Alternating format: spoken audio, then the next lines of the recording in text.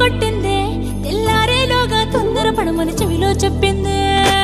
ఈ మాత్రం ఇంటే ఇస్తే సంటే గొప్ప